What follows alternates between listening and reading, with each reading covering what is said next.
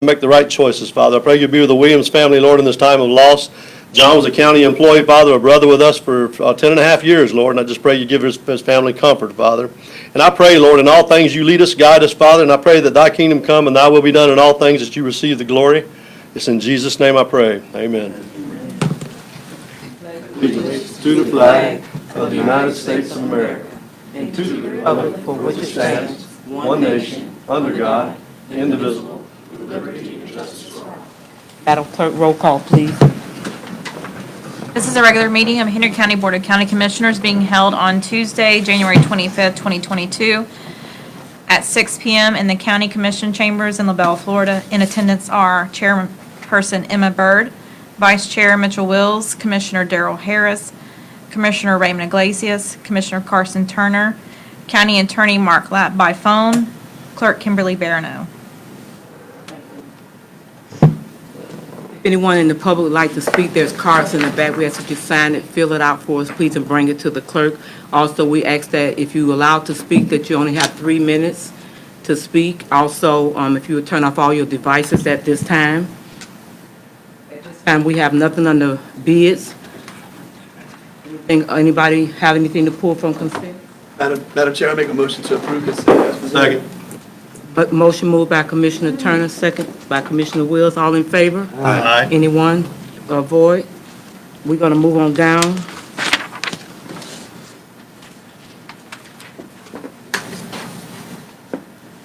County.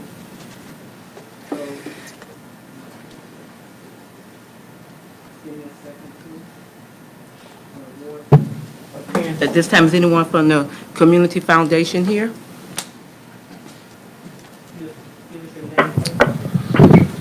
Good evening, my name is John Romine, and I'm with Collaboratory. I'm going to try to move this microphone.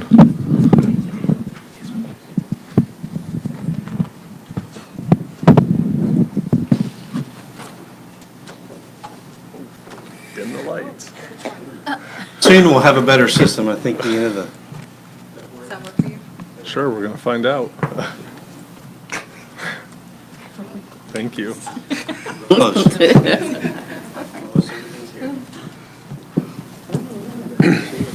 Can everybody see that okay? Yes, sir. Awesome. Thank you. First, I just want to say thank you for giving us the time to be here this evening with all of you and share a little bit about the transition from Southwest Florida Community Foundation to Collaboratory. It's good to be back out here in Hendry County with some old friends, and Commissioner Turner formerly served on the board at the Community Foundation, so it's good to see you again, sir. I also would like to thank the county administrator for allowing us and giving us the space to be here tonight. We do have a couple of our colleagues in the room, Jason Teeters and Terry Mazzani, both are on the Collaboratory team. And then I want to say thank you to Pat Dobbins, for all of the work she's done out here in Hendry and in Glades County over all of the years, but also her role on the Collaboratory board. A special message from Andrew Kaus over at First Bank, who serves on the board, shared with us his apologies. He couldn't be here tonight, but if any of you want to check in with him offline, he's happy to connect with you as well. So I'm going to go through a quick presentation to share a little update. This is not a pitch asking you for anything, but really sharing our idea, and it's a conversation about what a partnership between Collaboratory and Hendry County government could look like into the future. So Collaboratory's been on a journey. We've been in existence for about 45 years as the Southwest Florida Community Foundation, historically focusing on grants and scholarships and donor services in the philanthropy field. For those of you that are aware, a couple years ago, through the New Market Tax Credit deal, we built the Collaboratory, the facility, the actual building that we operate out of in Fort Myers. And part of that became really clear that while most folks weren't aware of the Community Foundation, they were aware of Collaboratory, the building. And so in February of 2020, we went down this journey. I like to joke that it was pre-COVID. It was not a COVID decision that we made, but it was really how do we make a larger impact once we saw all of the energy and the activity with this new building. So we are no longer the community foundation and collaboratory of the space. We're just collaboratory as an organization. And the idea is based on the science sector where technicians or experts from all over the world or all over the U.S. as an example come together to solve challenges, oftentimes technical challenges. But collaboratory for us, it's more than a name. It's a big deal that we changed our name after 45 years, but it's really not our big idea. And so for that, we're committed to bringing Southwest Florida together to solve all of our major social problems on an 18-year deadline. And you read that and heard that correctly, all of them. And it takes all of us to do that. The significance of 18 years is specifically related to a generation. And so when we think about the kids born in 2022, what will Southwest Florida as a region look like at the end of those 18 years? And so for us, it's a highly inclusive approach to connect the problem solvers and the innovators. The answers lie within the community. We were talking earlier this evening about, some of the things that she's trying to do in Clewiston with young people, and I shared with her some things that are happening in Fort Myers around the same. We bridge those demography gaps happening at the ground level. And as we are all aware, and I think COVID has really that these problems are big and stubborn, and even with all of the we've all been part of our organization, local governments, the community, the trend lines still tend to some specific data to Lee County tonight, and part of that is, I think historically as an organization or as a community, we've seen tried to cluster all of the data together as if the 5 counties are the same, but we're clear that we've done a lot of understanding, and these are pre-COVID of just the impacts of social challenges that affect specifically Lee County compared to the state and national average, and we're not, as a community, we're not getting to where I think we all would want to get to. And then obviously our partners, whether it's local governments, other community foundations, the United Ways, and the other 4 counties are sharing similar realities and experiencing similar realities. And so we realized there's problems with our approach to solving problems in the social sector. So we always try to pick one, whether it's poverty, clean water, abuse, racism, illiteracy. We always just want to pick one, and if we put all of our energy towards that one, we will solve it. But the reality of it is, it doesn't work that way. And even as our community, it doesn't. We can't just focus on Lee County. We can't just focus on Hendry County. Our communities are our economies, whether it's our education system, it's all interconnected in how we relate to each other.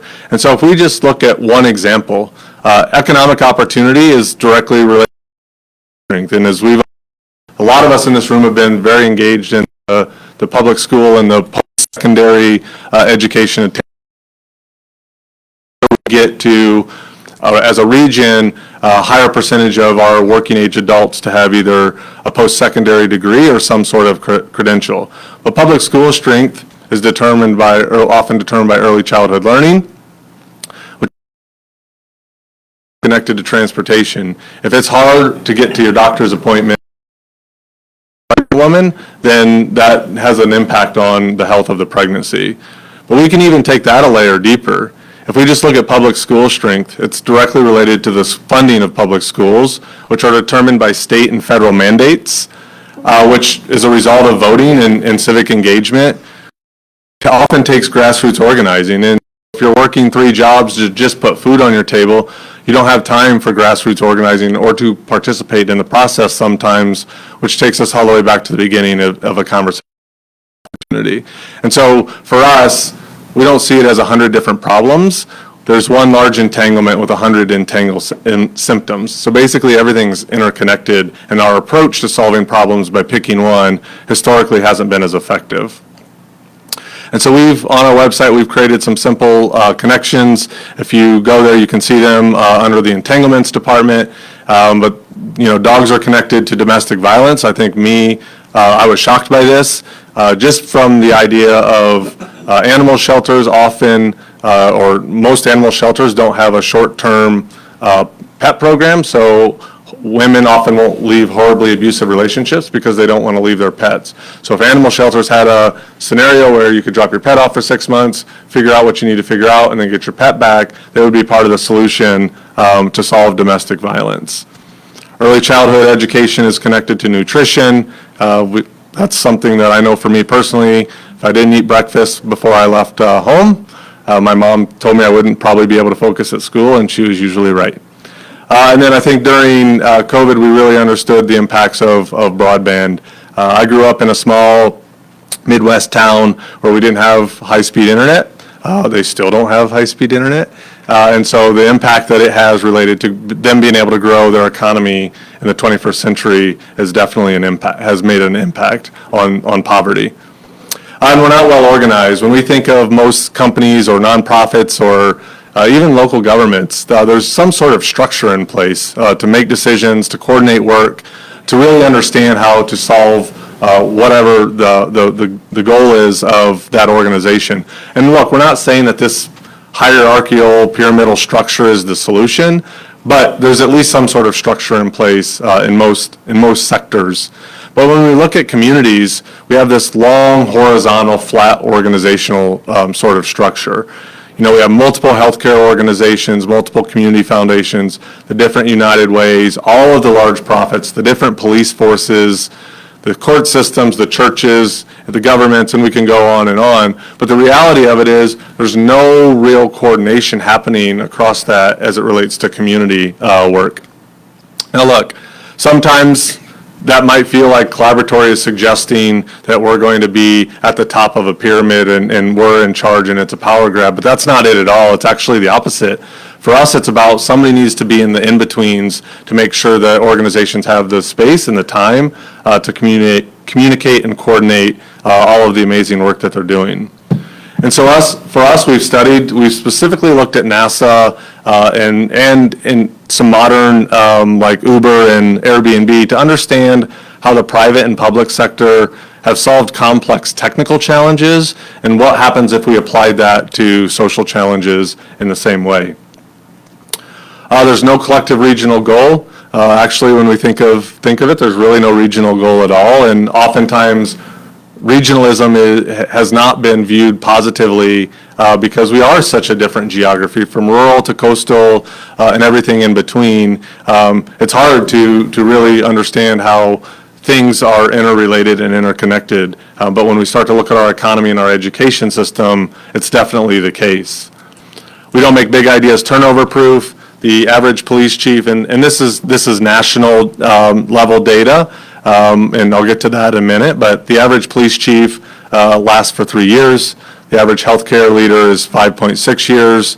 Average superintendent is 6 years. In Lee County, it's less than that. And then the average nonprofit sector leader is also 6 years. So these ideas leave with people versus these ideas being, or these approaches being adopted by the community, so they stay within the community instead of being tied to an individual. And we don't have time and money. Nobody has time or any plan or budget or hope for making the time to work together in a coordinated way. And that was my point about this is actually the in-between work. This isn't the out front. This isn't the doing the day in and day out direct service on the ground level. This is that coordinating what all of these organizations in the community are doing. And lastly, we don't plan for egos and competition. And the interesting thing about this one for me is we actually do, in a way, plan for it. We just accept that that's something that we can't get past. We talk about checking our egos at the door or whatever that might be, but the reality of it is egos actually can add value to a conversation when we pay attention to how we can work with them in collaboration. Now look, this isn't a Southwest Florida challenge. I think in the last 2 years, specifically in COVID, we've seen that this is everywhere. This is every community in America, every city, every county, and every region. And for us, it's why not Southwest Florida take a bold approach to solving for some of these challenges that have bothered us for a long time. So for us, we sort of look at it as six steps. The first and the most important is build trust.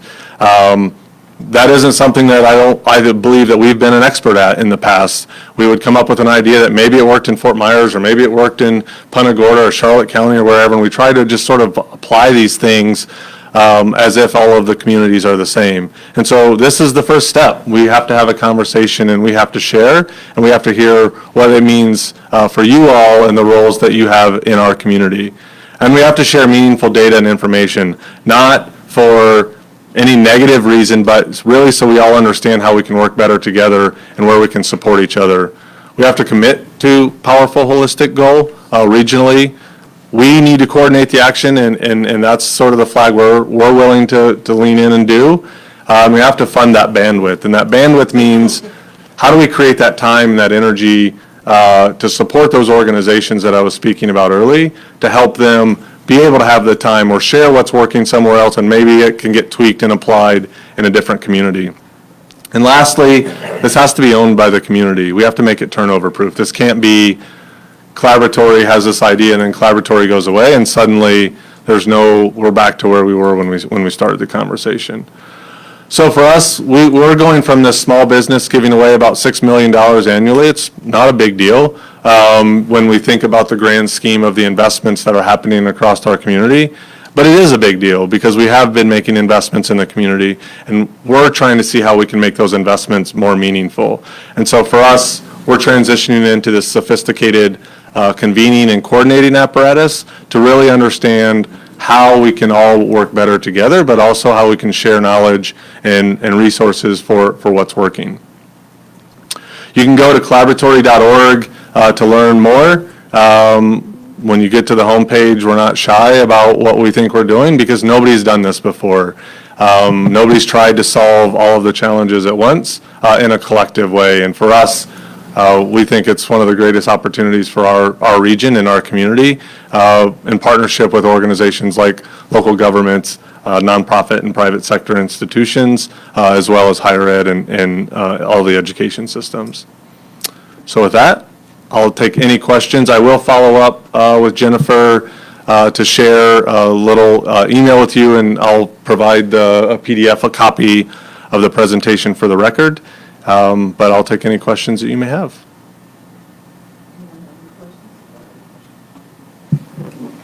Appreciate the presentation. Thank you so much. Thank you. We do understand the presentation is to cause us to build in with another community, not to reinvent the wheel. So how will we reach out to you to get this particular help, the individuals that's trying to do things in the community, so we don't have to, we know the wheel is already, we just don't want to reinvent it because it's time costing.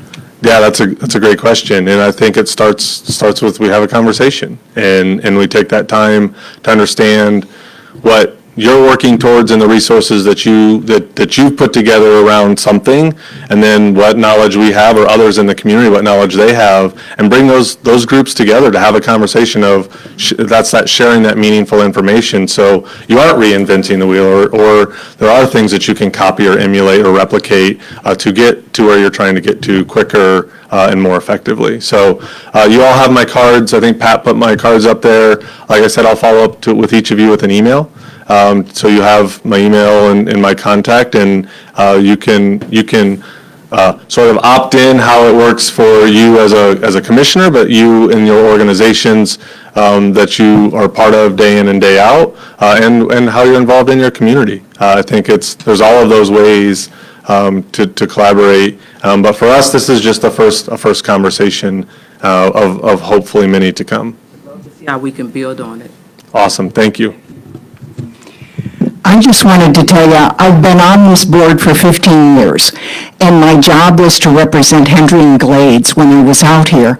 And the hardship for Hendry and Glades people was to get to meetings because of distance. What I would tell you, we're still looking for board members. Now we're doing a lot of Zooming. But I would tell you, this is the first time with the change in the name that we are listening to counties. You all are, the collaboratory doesn't belong to anybody but you all. And I would like to have you consider that thought in your brain, because we work will work for you. What resources they're doing at that building is looking at national funders and different programs that can help us in rural America and in each county.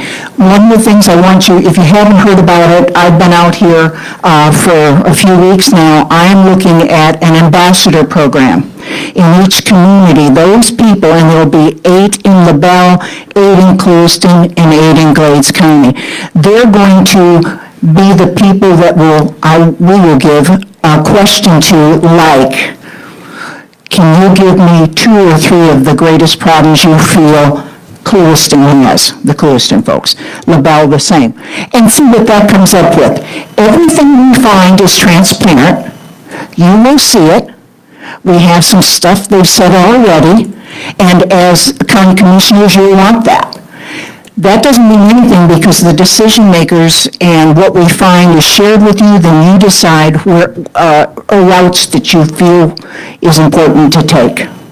So we thank you for your time. We're going to be around, and we're committed to have you see our face. The other thing I would tell you is the 3 men you met tonight, I want you to remember their names. I want you to see them in your community and get to know them because they are really our future. So thank you very much for your time. Thank you. Appreciate the presentation. Looking forward to working with you. At this time, Keith, are you going to introduce the ARAP? Thank you so much. Good evening. The EDC is requesting ARPA funds to hire a retail consultant. In your packet, you will find a proposal from Retail Strategies for either a 3 or a 5-year contract. I have a representative from Retail Strategies here tonight, Sarah Beth Thornton, who will be presenting a little bit about their company and what you could expect if we were to work with them.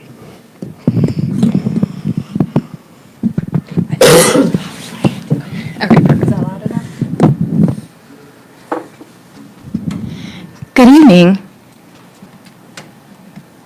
Make sure I get it all set up here.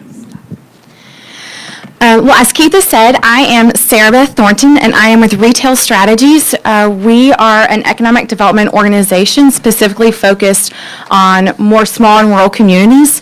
In the presentation you just saw, where economic development really is the arm of all of these other public health initiatives, and we understand that. So that's what we bring to the table, is really strengthening your local economy. We are actually born at a commercial real estate firm in Birmingham, Alabama. We have an office in Atlanta and an office in Fort Worth. And we grew out a commercial real estate firm because we realized there was a missing link between the commercial real estate industry and municipalities. Traditionally, economic development has been industrial, manufacturing, those larger jobs that retail just falls to the wayside a lot of the times. And economic development directors, they have so many other things on their plates and wearing so many different hats. So we come in and partner with these different individuals and communities to strengthen the retail nodes of the marketplace. We have over 150 years of collective real estate experience. If it's not out there, then if we don't know about it, then it's not out there. We work with several different local, regional, and nationwide brands. We are coast to coast. Specifically, our Florida portfolio team has been working in the state for about 10 years. We've recruited over 60 new businesses with well over 600 new jobs to the market. We're all very involved with ICMA, NLC. National League of Cities has actually adopted our Retail as a Catalyst program. They'll be launching that later in the year. Additionally, ICSC, which is the International Shopping Center, they have actually asked our president to be on their board, so we are well represented everywhere you see. For Hendry County and the unique challenges that you face, we're proposing a 3-pronged approach, and that's really looking at your small businesses and aiding those smaller entrepreneurs, looking at downtown revitalization and rejuvenation, as well as business recruitment. So we'll first start off talking about small business support. During the pandemic, a lot of businesses struggled. There was CARES Act funds and other different things of that nature that really helped support those businesses during this time. But what businesses really needed was tangible assets and tools. So we launched our small business support to give toolkits, different help items directly to these business owners. We're also doing one-on-one support to really engage with these business owners to understand what are their challenges, how do we get them to change their mindset, how do we get them to put their business online. Prior to the pandemic, Main Street America did a study where 70% of businesses did not have a way to sell their goods or services online. So when the pandemic hit, a lot of those businesses really struggled. The national chains have done a really well of doing this omni-channel, and so that's one of the toolkits we put together is this omni-channeling toolkit. So how do you get online? How do you optimize these different social media platforms to really build up your business as well as having your brick and mortar store? So there's different templates and toolkits that we hand over directly to the business. There's also a restaurant recovery. So restaurants have always struggled. So those local restaurants can really make or break depending on how the local economy is going. So we really want to encourage them to find different avenues, rethink their menu if it's a challenging time, to really help their business boom. Also included in our partnership is one-on-one. All these toolkits are great and they're helpful, but sometimes the business owner really just needs some hand-holding. They need some encouragement, so that's what we'll bring to the table as well. So we'll work one-on-one with a few select businesses and really help get them re-engaged, re-spark their business, and really help the community move forward. The next level of our partnership is downtown strategies. And this would be specifically looking at clue listing. I know there's a major waterfront development that's in consideration, and so that's something we would look at that strategic plan and really work with local stakeholders, doing different info sessions to understand what are some current business challenges in the downtown from a business perspective.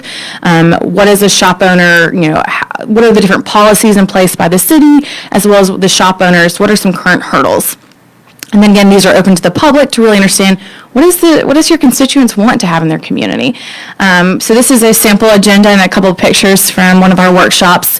And then we put together a strategic plan that says, here's what you can do in the next 5 years. The first 0 to 9 months, we'll have suggestions with $0 allocated. So you can hit the ground running on day one and implementing these different solutions and strategies. And then there's 1 to 2 year benchmarks with takes some sort of time, some sort of investment, whether that's from grants, other stakeholders, budget through the city or county, and we really do try to find outside investment opportunities to really spark that rejuvenation in the downtown. And then last but not least, there are these 3 to 5 year benchmarks that take more time, collaboration, of course, funds. The next level of our partnership is our retail analysis and retail business recruitment. So we start by really analyzing your community. This is a preliminary analysis. If you guys have a smartphone, you've probably enabled location services, or you probably don't even know that's on there. But it's tracking where you're coming and going from at any given moment of the day, which is super creepy, but also really helpful. You can turn that filter off if you need to. But this is what we utilize to really track consumers, not just constituents. So we want to understand what is the buying habits and spending power of these consumers, and where are they willing to, how far are they willing to shop if they're coming into Clewiston or LaBelle's Walmart, which is these two trade areas. What are they willing to spend their money on afterwards? Once they go to Walmart, are they going to go to, Dollar General? Are they going to go to any other restaurant or boutique or whatever that is? And then what else do they want to have in that shopping mix? So as you can see here, I drew a trade area for these different specific Walmart trade areas based off that mobile data and analytics.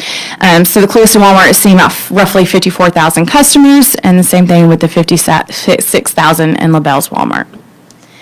We'll drill down even further and really look at the retail leakage. So this is a report, it's kind of hard to see. I can send this out afterwards so you guys can have a little tangible thing to look at. But this shows how much money is leaving that area still to go shop at other destinations for different goods and services. So this is showing restaurants, grocery, healthcare, and home and garden. And so I picked those specific categories out because they were resistant during COVID. You had to go and get groceries somehow, some way. Healthcare is always going to be very important, as well as the home and garden. If you if you didn't have Lowe's or Home Depot during the pandemic, man, that's unfortunate because they did gangbusters during the pandemic. Everybody did some sort of home project. I also point out restaurants because I always want to see a surplus of restaurants and communities, because that means you're the destination, they're coming to you, they want to stay all day, have dinner, a glass of wine, whatever it is, and so we want to make you the destination.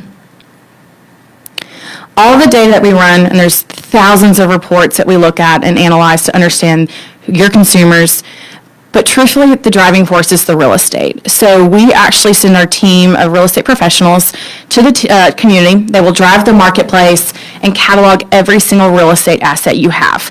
And they're going to be looking at these different site metrics. Signage and visibility, of course, important. Co-tenancy is always a must-have for a lot of these major national retailers. They know exactly where they want to be based off these different metrics, and we put those properties in front of them. So we really go through, and it's kind of hard to see, this is our platform where we catalog all of those real estate assets. This is actually Irondale, Alabama, so not you guys, but again, we catalog these assets and put together a strategic plan for who to target for retail growth in the community. So once we put that plan together, we then go and forth and multiply. So we will attend ICSC conferences, we'll attend retail live conferences on your behalf, and showcasing these sites to the right retailers, which is super important. So this is where we sit in the middle. We're going to talk to the brokers, the developers, tenant reps, property owners, retailers, and bring everybody who's going to have a seat at the table to get that deal done. And then report back to you on what is said. The good, the bad, the ugly, everything.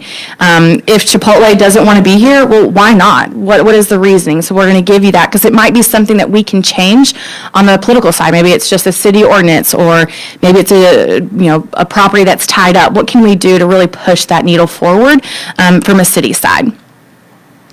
And this will be your team. So the top 5 people are the most important. Clay Kraft, again, is the portfolio director. He's been in the state for over 8 years now. And he's backed by Scott, Joe, myself, and Jack, who is our retail development coordinator. And of course, we're backed by our leadership team and our marketing and research analytic group. And so that's our partnership. Retail is complicated. It is a whole different networking group beyond just the industrial manufacturing that Keitha does such a good job with. It's just a different level, and here we are with that experience, with the knowledge to do so, and we're here to take Hendry County to the next level. So what questions do you have?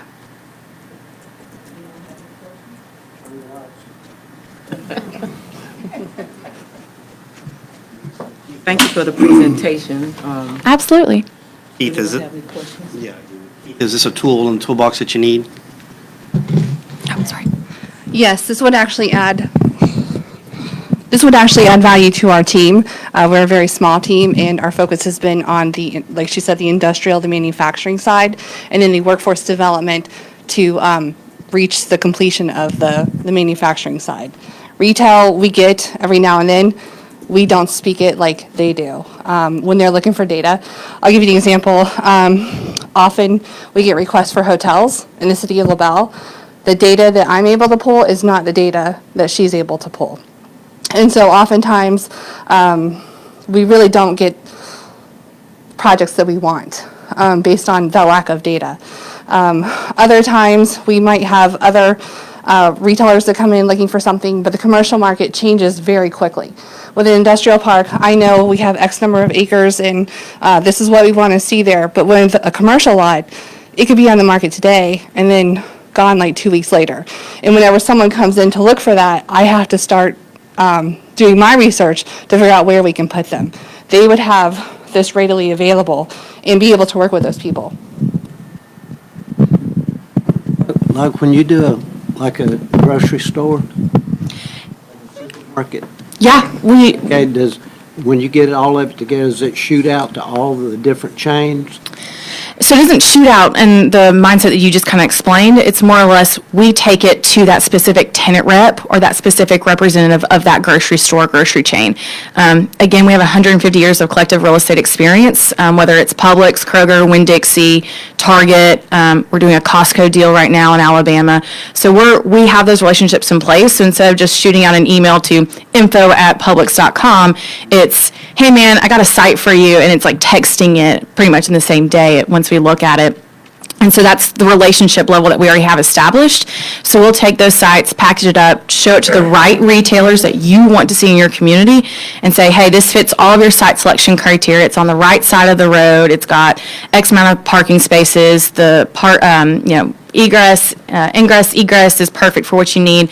And we just deliver it to them on a silver platter. So hopefully they say, yeah, we want to do that. It might be in our 3-year plan, it might be in their 5-year plan, but that's what we bring to the table. Enough volume to, Yes, and so far from our, the base data that I ran, there's definitely room for grocery stores. they look at it and if the volume's not there, they just, You're correct. But Yeah. what about the land? Say that one time? Land. The land? Yeah, that's the driving force. The retailers do have their own data. There's about 19,000 different communities across this country, and they're all looking at these retailers to locate. What we bring to the table, again, is that site metrics, saying, here's this site, it fits all of those needs that you have. What can we do to get that over the finish line? And then we'll coordinate with the property owners to see what they want to do with the property. If the city or the county owns it, even better. We love it when communities take their destiny in their own hands.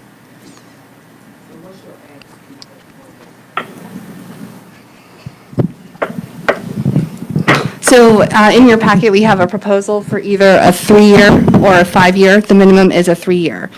The first year, they would be doing a lot of the analysis. And then after that, it would be a lot of updating and then the recruiting. For some reason, the package is not on everyone's agenda. Oh, my apologies. Let's just talk dollars and cents for 3 years, dollars and cents for 5 years. Let's get make right it down to it. 240. Isn't it? 240K? So for the 3-year 3 years. contract, it was 240. Because I wouldn't want to do a 5-year. Wait. We're going to give someone $240,000 to market us essentially and give all of the reasons why we're attractive. So is that boiling it down too much? It would be a proactive approach on our part. So, Yes or no? yes, Okay. yes.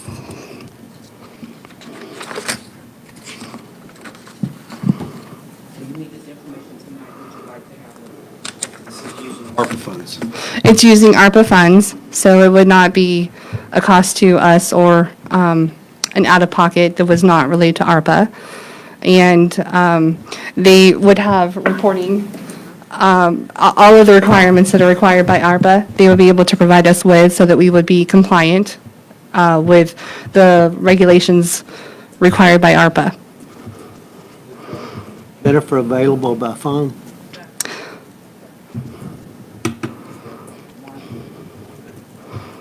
Well, I'll make a motion to do option 1 for 240.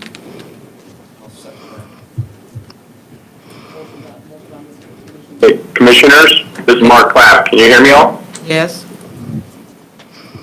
I just have a comment about this.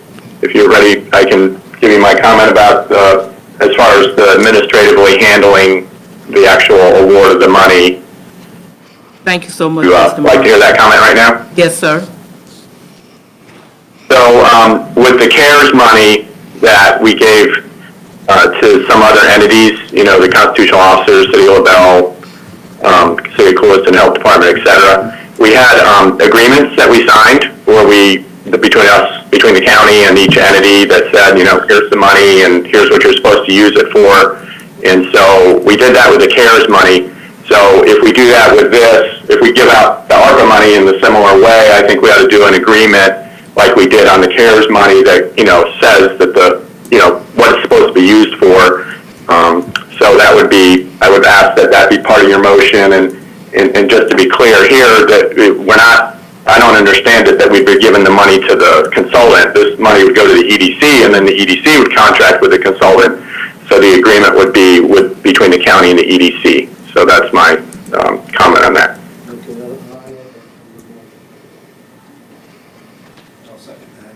Motion by Commissioner Harris, second by Commissioner Glaze. All in favor? No discussion. So what's the EDC board's thoughts on this? They actually thought that we should extend or ask for a contract that was beyond 3 years. Have the option to look in case we were satisfied and wanted to continue further with our They want a partnership. 5-year?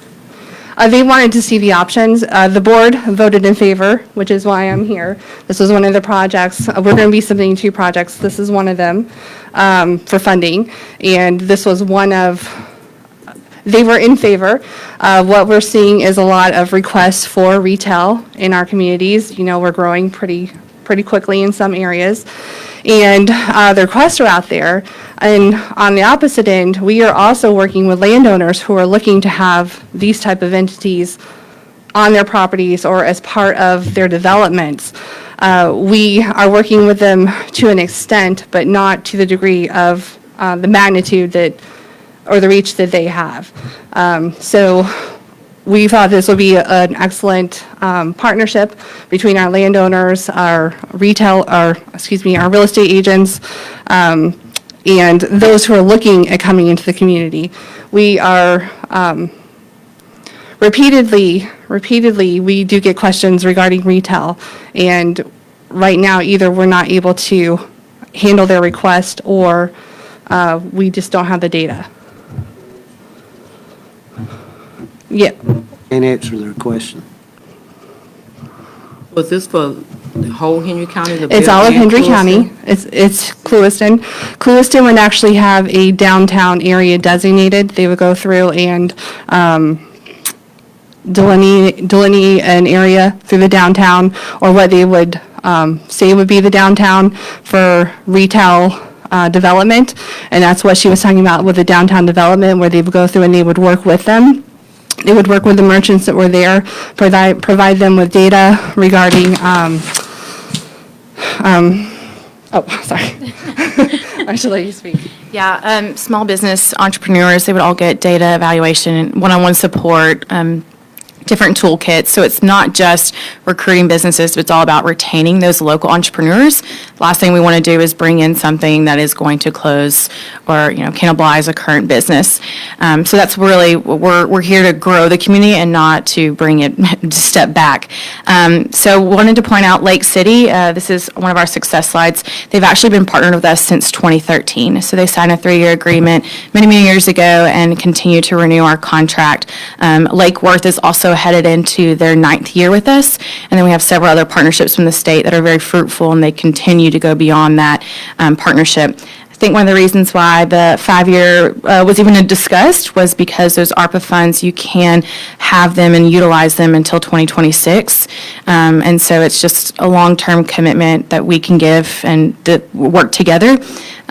I'll also note that you can exit out of this agreement anytime. It's built that on trust. So if you really feel like after your 3rd year, this is not what you want, then you can exit out.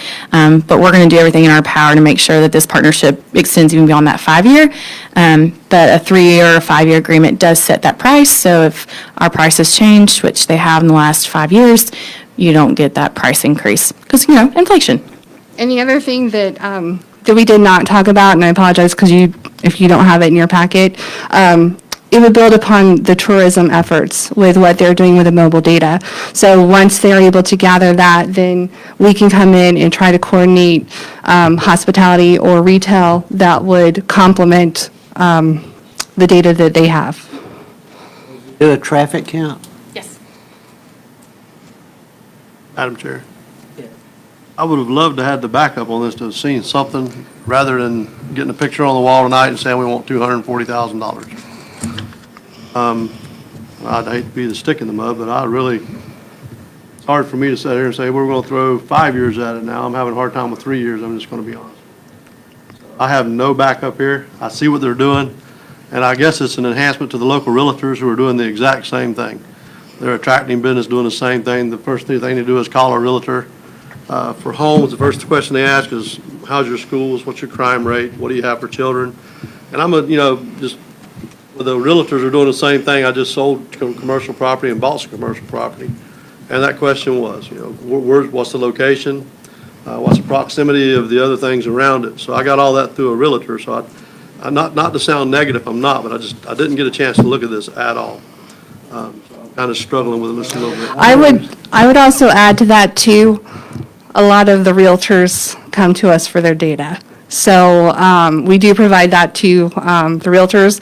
We do have a few box stores that have been evaluating our region, and every time they want updates, the realtor reaches out, and this is multiple realtors, for data from us. The data that I pay for, and that I have, that I use in my office, is geared more towards workforce and the economy, not so much retail data. So I'm just providing them with medium incomes, household incomes, that sort of thing. Get it, Raymond? Madam Chair, I'm almost in lockstep with Commissioner Wills. And I didn't take anything you said as negative. I think that, given the right data sets, we would be all about it. And maybe y'all have tried to reach out to me. Normally, I visit with the EDC over an issue that's coming before us. I will tell you this, because you tell me the EDC supported it and voted to move it forward, I think you have a great board, and so, I'm on board with it. But it just goes back to my prudence of where we sit in this chair, and I know it's ARPA funds, and I get that. We almost look at that as kind of a concept of free money. I'll tell you, the fact that you tell me Lake City and Lake Worth, that I could plus minus that to death all day long, so I really don't want to drill in on that. I think that's a positive feather in your cap, but at the same time, we have some different obstacles to us that prevent us from seeing a Publix or whatever, an Aldi's, coming in, and we all know that's a different SES than what we would be dealing with if it's a Publix group and the rooftop recount and requirement and all of that stuff. 240K, nothing to sneeze at. It's a serious number over a 3-year spell. You had a slide in there that said 0 to 9 months is free of charge. I'm not trying to get you into hey, 0 to 9 months, and then let's see where we're at on a reevaluation. What I would like to see though is what are the milestones? I don't have that.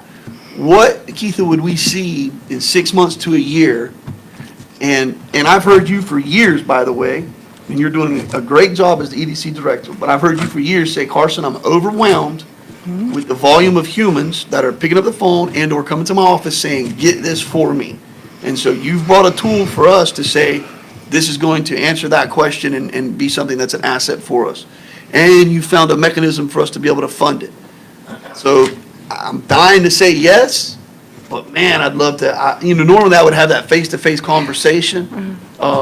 If you squeeze me right now real hard, I'd probably just say, let's vote on it. But I kind of want to ask the board for a little bit of prudence and just say, and maybe Jennifer has tried to reach out to me and I've been out of pocket a little bit, but,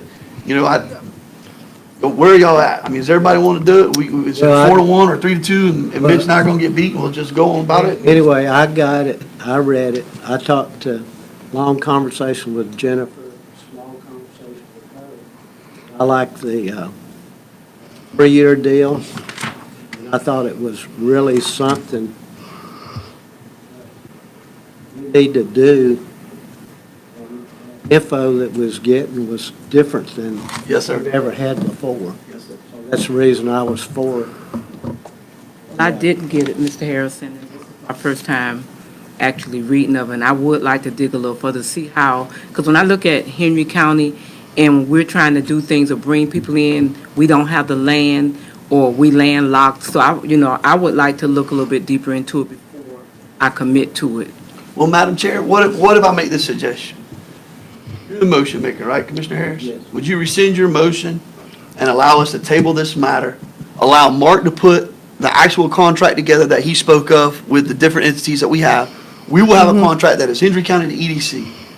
We can, you can hear right now and take back to your team, ma'am, that we're probably really very close. That's not ambiguous at all. But there's a strong consideration this is probably going to occur. I think that's what's going to happen. I think that's what's going to happen. But I just think, once again, as the people that are the fiscal stewards of the county's dollars and cents, whether it's coming from the federal government or my pocket, I just need a little bit more data set. I hear my chair saying that. I hear my other vice chair saying that. Commissioner Iglesias, would y'all be receptive to that? I'm receptive. I will say that in the year that I've been on the board, and I'm now on the EDC board, Yep. our board is supportive of it. And granted, it's our decision to make up here. That makes me want to lock step and go. Yeah. Because I don't want a board to be there and they're just in there wasting their time. Sure. You know what I mean? And what I've seen, that young lady at that podium works her butt off. Yeah. But she doesn't have all the tools necessary. She's And told me that when a number of times. And when she gets somebody that picks up the phone and calls her, she's got to be a concierge, so to speak, Exactly right? right. She's got to reach out to whether the city, the county, or whatnot to put the deals together. And I think that, there again, it's our money because it came from the federal government, but it gives us something, that tool that she's going to need to help us grow in the right manner, where we're not competing against locals, but to help us guide us where we need to go. Keith, were you there? Were you there when Mark Morton made the comment about we don't have to be good, we just have to be better than our neighbors? No, but I've heard about that. I wanted to strangle him at I've that heard that. EDC meeting, I've heard I mean, that just works so far against it, because I'm gonna tell you right now, ma'am, I hope this rolls right into, our brothers and sisters across the river there in Glades County, they need a grocery store as bad or worse, you know what I mean? And we're the definition of a food desert by sociological terms, so, I mean, there are so many low-hanging fruits to be had in this. Keith, I hope you don't hear me saying, no, 240K, I'm sticker shocked out of the world. I'm not saying that. I'm just saying that I love to look at data. I'm a nerd when it comes to those sorts of things. I want to be on board. I'm ready to get there. Can we get it and look at it and I'll be all about it 2 weeks from now, I guarantee you. Well, if it'd be okay, I would send my packet to each of you through email. Yes, ma'am. Unfortunately, I won't be able to come back until March, so. Keith, let's just put it on the agenda and we'll make it happen. Two of us have it, three don't have it. Yeah. I'm saying the same thing. I'm not I saying no apologize, either. yeah. I'm just saying I'd really love the opportunity to actually look at Well, that. in the packet, they actually provided, She gonna take her people, they actually, party in Alabama. well, they provided benchmarks and timeframes in your Okay. packet. So I All right. apologize you didn't get that. Do we have any idea why two of us got this and three didn't? Who would know? Tracy probably might know. She's going to put the packet together. Who? Just no. If it was an item that was added, and I don't recall, you have to refresh at the very top of your screen. You'll have to do an update. So I feel mine very says confident, it's user error on mine. revised January 21st at 10:23 a.m. And I was in Tallahassee whenever she sent it, but I'm thinking that might be the reason why. So That's the I 25th, will right? send it to each of you, as well as, I sent out an email to each of you on Monday with additional data. Did you receive that? I did not, but I was. Okay. You didn't receive that either. Okay. Just send three out. You saw my email from Monday with additional market data? Okay. So I will send this all to you. Do you need me to be present No, for this? Keith, we don't need Okay. you, we No. don't need the executive board. Okay. I think we're very much on Okay. board with No, we this. just wanna see And I it, think that's we all. want to carry see a it, positive so- message back, we just want to be able to see it. Perfect. See it, we can pass it. Yep. Same thing. I'm not Perfect. saying no by no means. Yep. I I'd just understand. like to see it. If you don't show up, we'll I will be away for work-related Not events, true, both Ms. meetings in Davis. February. Commissioner Iglesias and Carrie, we'll get it done. So we would recommend that it be on the next agenda, Okay, okay? So that, whatever decision we make, we'll make it without you. perfect. Okay? I'll also get the PowerPoint that was presented tonight and send that to you. Okay. Thanks so And much. thank you so Thank you. much, Sarah. We appreciate the Appreciate the presentation. No, presentation. I appreciate it, and I am grateful for questions and hesitancies. I think that every city government should be like that. Personally, I will also leave a stack of my cards, so if you want to reach out to me directly, let's have a phone conversation. I'm in and out of the area quite frequently, so let's talk. Thank you. Mark, do I need to rescind my motion, or we didn't vote on it? You'll wait? Mark, was that a question for me? Yes. You're the attorney? Does Daryl need to rescind the motion since we didn't give a final vote? Well, by acclamation of the board, in other words, by unanimous consent, you all can abandon a motion that was on the table. So if all of you concur with abandoning the motion, then it can be considered withdrawn and no action is needed on it, and we'll just bring it back when we're ready. Okay, we all agree. We abandon the motion, and we have it tabled for today. Put it back on the next agenda. Thank you so much. Mr. Mark, you're up. This is for public hearing. Yep. If anyone would like to Just to be speak. clear for that, on that item, as far as bringing it back at the next meeting, is the only contingencies that are to occur between now and then are, I'm going to put together a form agreement that's going to be kind of generic for all these kinds of grants of ARPA monies, and then the consultant's going to get to each of you the PowerPoint with the details. Is that correct? That's correct. And the Okay. ADC will have to come up, you will give that to them, or what? Contract. Right, well, I'll come up with a form agreement, a grant agreement that, I'll put their name in it, but it would be the first one of, I guess, a few of these that we'll be doing for ARPA money. I don't know if there'll be more, but it could be used for others. And so, it'll be along the lines of the CARES grant agreement, although with those were with other governments. This will be our first one, I think, with a non-government, although it's a nonprofit that we're associated with. But, anyway, I'll work something up and send it to Keitha, and we'll go from there. Thank you so much. At this time, Mark, you're up next, but this is a public hearing. If anyone from the public needs to speak after he come forward, you may Thanks, Keith. do so. Thank you so much, Keith, and thank you, Ms. Sarah. Thank you. You ready for me to proceed with that one? Yes, Mark. I'm sorry. Yes. That's a Yeah, yes. I'm not hearing you well.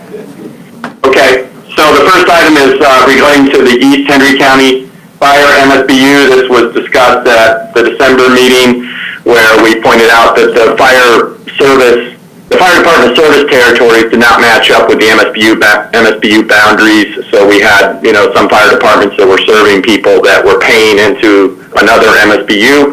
So the solution we settled on preliminarily at the December meeting was to move Ladika and some surrounding lands out of the east MSBU into the west MSBU, and then south of that, south of 832, south of 832, we'd be moving some lands that are currently in west Fire MSBU over to East Fire MSBU because those lands are served by Manchura Fire Department. So this is the action item is to actually change the boundaries, adopt resolutions to change the boundaries, and then to adopt a resolution of intent to use the uniform method of collection for all the properties that are being moved into into the new territory. Make a motion to approve? Second. Motion by Commissioner Iglesias, second by Commissioner Turner, and with Exhibit B being on board for the resolution. All in favor? Aye. Wait, public hearing. This is a public hearing. Anyone from the public wishes to speak? All in favor? Aye. At this time, Mr. Mark, you're on the West Hendry County Fire MSBU. Yes, so this is companion to the last item. This is the flip side of the same coin. This is for West Hendry County Fire MSBU resolution to change the boundaries and also Make a motion to approve as presented. Second. Motion by Commissioner Turner, second by Commissioner Wild. This is a public hearing. Anyone from the public wish to speak at this time? All in favor? Aye. Anyone opposed? Motion passed. At this time is correspondence. This is for the letter from the Bureau from Indian Affairs. Is Emily online? For the McDaniel Ranch. Yes, ma'am, I'm here, but I believe this is one that Mark will address. This is who? Mark. Okay, thank you. Mr. Mark? Yeah, excuse me. Yeah, so this is, a letter we received from the Bureau of Indian Affairs. They per their regulations, they seek comments from local governments concerning requests by Indian reservations to add lands to their reservation. There's two kinds of requests that could come in, for addition of Indian lands. One would be contiguous to the existing reservation, and one would be non-contiguous. The standards of review are a little bit different. There's a little bit more flexibility with raising concerns, about non-contiguous additions to a reservation as compared with a contiguous addition. This particular application would be non-contiguous. And it actually would be two separate pieces. Jennifer emailed to you all the map prepared by our GIS department that shows the two different pieces that would be added, that are proposed to be added to the reservation, and they're not connected to each other, and then neither of them is adjacent to the reservation itself.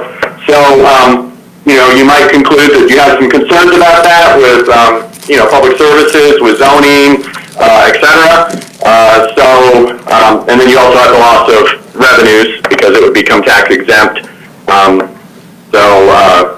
That information was provided to you by Jennifer as well. So we have to comment to the Bureau of Indian Affairs. The original deadline was 30 days, but we asked for and got an extension of an additional 30 days. So our deadline is February 4th or 5th, right around there.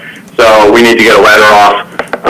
We need to answer their questions at a minimum. They ask questions. What's the revenue loss? What's the, there might be another detail or two they want to know. But the main thing for you is to advise us as staff, do you have any objections or concerns or comments you want us to raise about this proposal?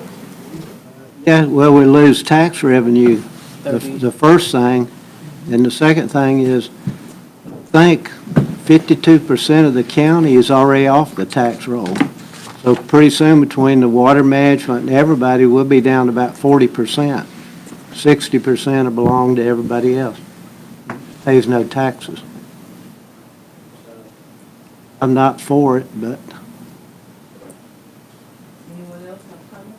Yes, ma'am, Madam Chair, I'm 100% in support of this.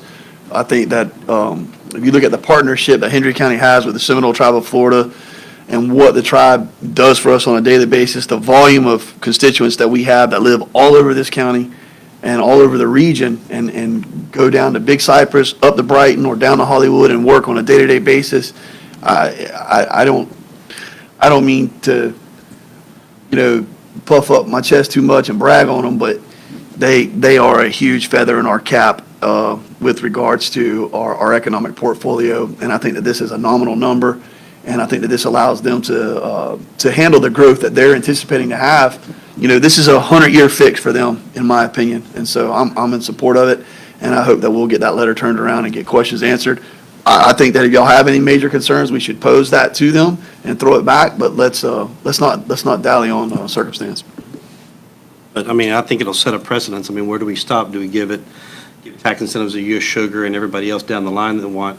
I get it, that the tribe is important to our county, but so are our constituents, and the more that we take money off the tax roll, at some point, we're just going to have to tax the people of Hendry County, and I just can't do that. Did we tell FWC they couldn't take, or South Florida Water Management District? And those aren't even governmental entities that are sovereign. This is a sovereign nation that purchased acreage from us, but we'll have the discussions as we need to. I think water management didn't give us no choice.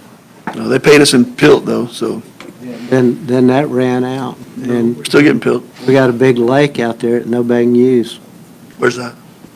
C-43, nobody.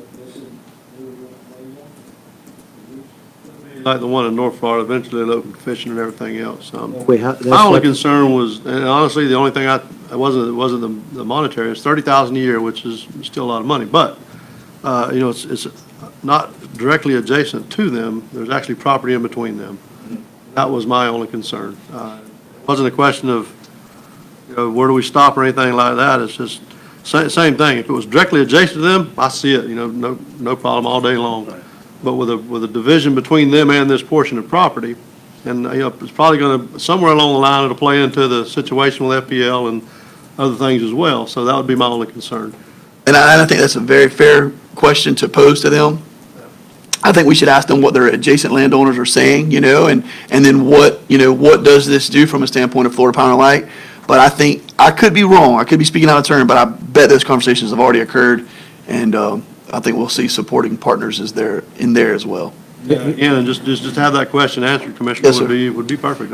So one of my concerns was the revenue, the other was that it was the gap between their property and where, are they gonna want to continue to purchase that property, and what will it do for the FPNL if they was to purchase that property? They already purchased, but if we was to, not have the agenda for the taxes, so I will ask those two questions. Do we need a motion, Mr. Mark?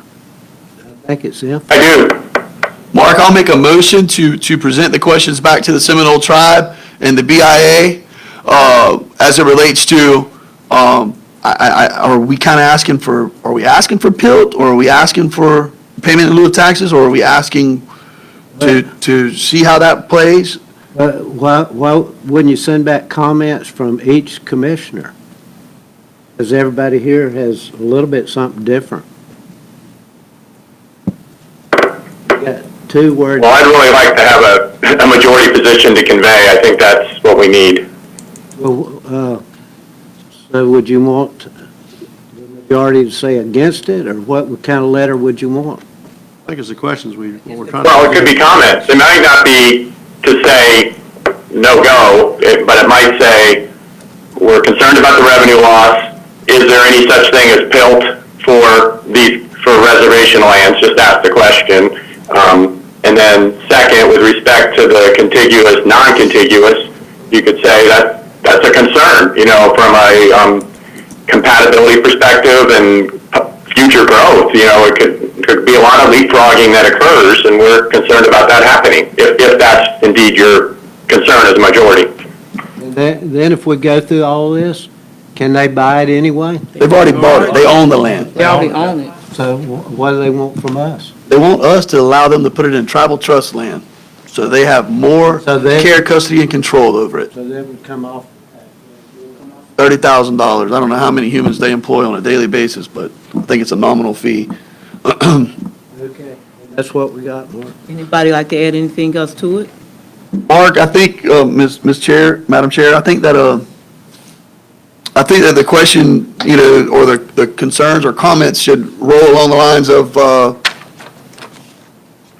I think that they should show us an example of what they have in Polk County with their non-contiguous lands, and what they have there. Obviously, they have their different communities. I mean, Immokalee is not a reservation land as well.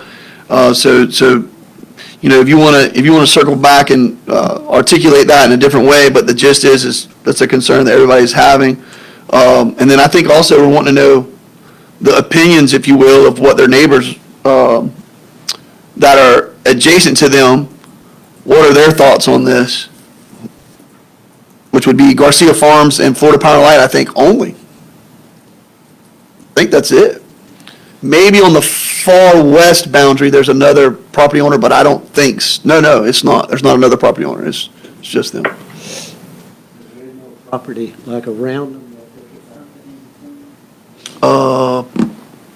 Not in that, not unless Florida Power and Light wants to turn around and sell them, but I don't think that Florida Power and Light can. I think that the way that agreement reads is that's conservation easement, not 360 degrees around them because they're growing across the street, but less 835's cut, or 846 cut there.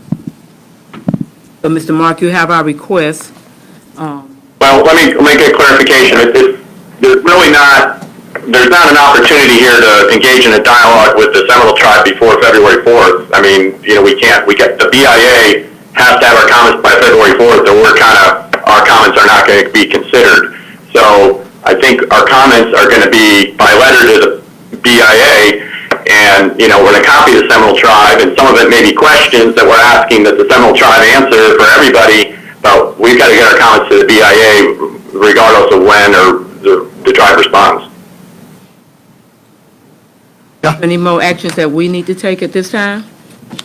Okay, that's why I want to be, for a comment letter, I need, because this is a statement of position by Hendry County, from me, and Hendry County letterhead. I've got to have, I really want a vote of the comments that you want to make. Well, we're not going to be able to get there tonight, or we can start wordsmithing the letter, but I think we're so all over the board right now that you're not going to get 100% agreement on that unless we want to start deciding how we're going to open the letter up, where we're going to put periods, commas, and all that stuff, and I can guarantee you I'm 100% going to disagree with at least two people up here on the board about it. So how shall we move forward? Well, a motion that says our concerns are A, B, C.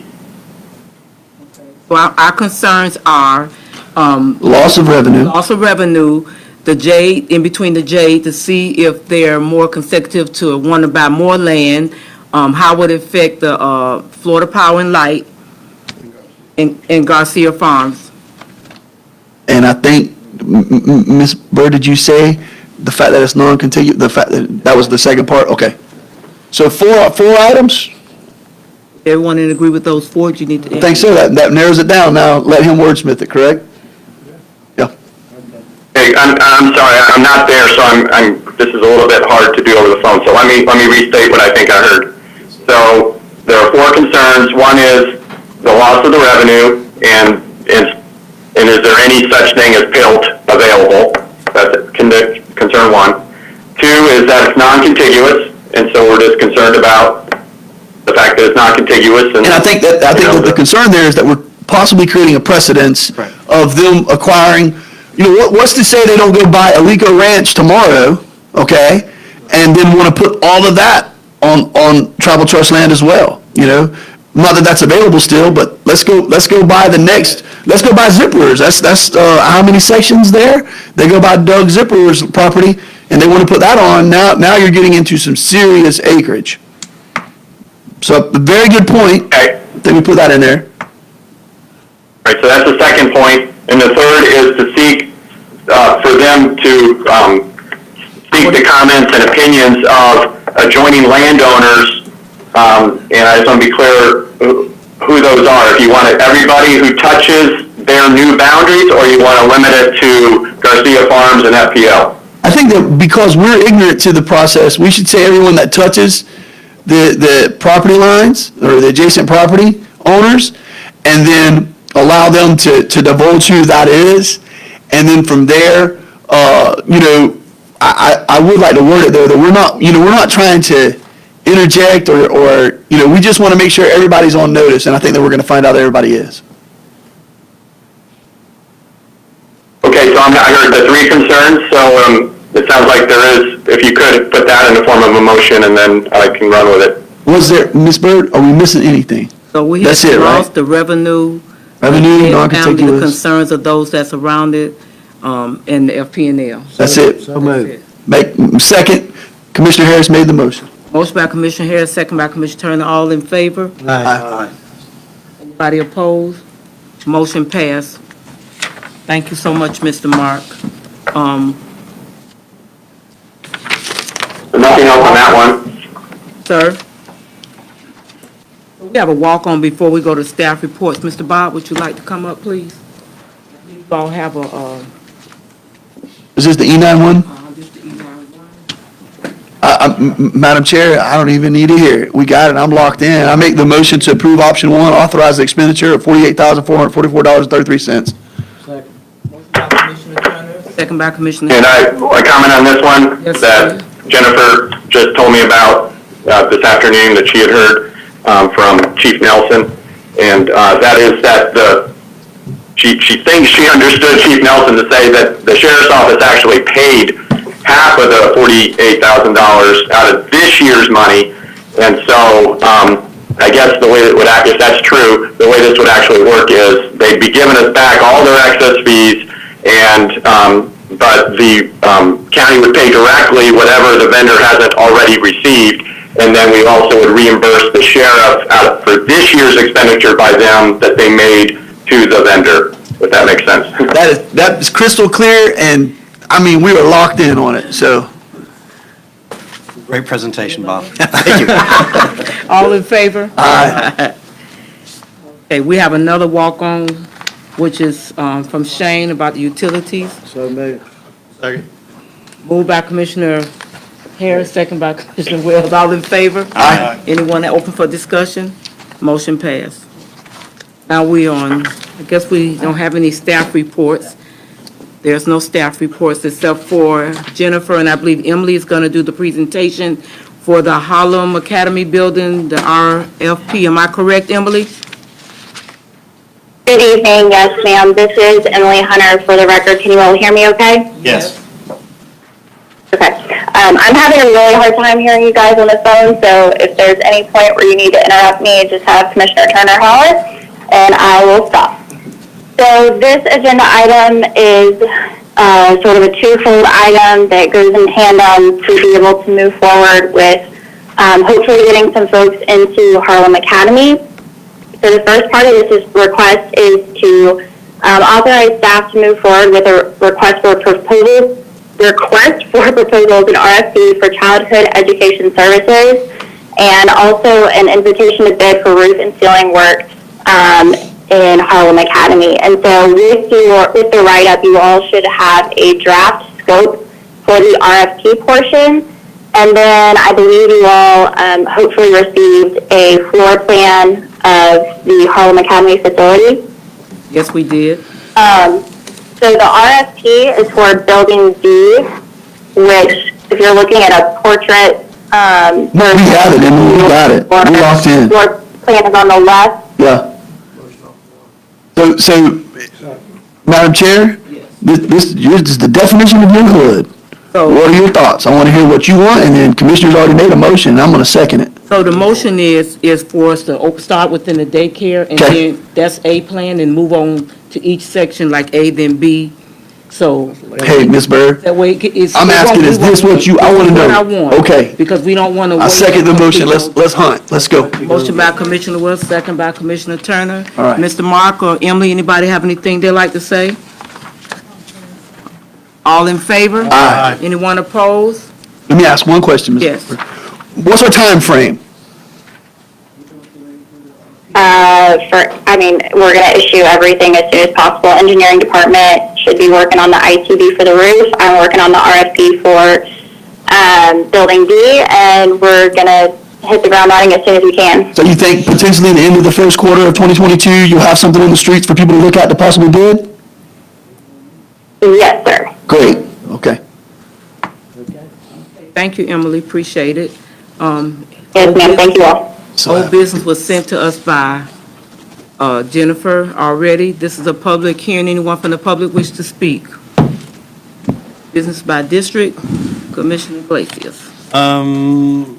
Second and Dollar General opened up in Hendry County in the last 60 days. The last one opened up here on Collinswood and 80. Just stopped by there this afternoon. They're still having trouble getting merchandise in, but they're open with 10 new employees added to the county. Just got back from my first session as a county commissioner in Tallahassee, and what an experience it was with COVID. It was a ghost town. Truthfully, I actually liked it. I've been up there before with A-Flow in the past. Staff did a great job representing us, and I want to recognize tonight Bob Patsula and Adrian Dam. So they worked the cold weather shelter the other night. I stopped by to see Adrian on Sunday night. Spent about 45 minutes there with him, with the only person in attendance. But that's something he's got to go through all night long, and Bob stayed in LaBelle with 2 people, and I think sometimes we take things for granted what our staff does, and I just want to recognize you, Bob. Thank you for what you do. That's all. Thank you, Commissioner. I want you to tell me how you feel. Anyway, Mitch, Shane said the light and Kim should be with him. They started working on that today. They also started, they will be working out there tomorrow, getting signage up. So yes, sir, we're on the move. Catching it and we go post it. Yes, sir, but they are moving, they are actually moving now. If you remember the first bid that was put out, we did not receive any bids. And first, he said last week it was 7 weeks. Oh, Now Lord. it's They're working on it now. They're telling you porcupines, Commissioner Harris. I tell you. Be paving out there, they're supposed to be paving out there this week though as well, working on the pavement.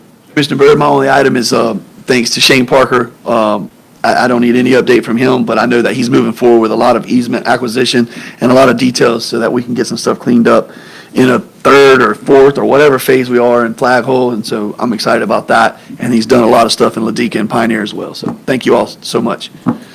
I'm excited about the Harlem Academy daycare. I'd like to let the staff know I really appreciated them. They worked it very hard, and we're looking forward to some new things coming to the community. At this time, this meeting is adjourned.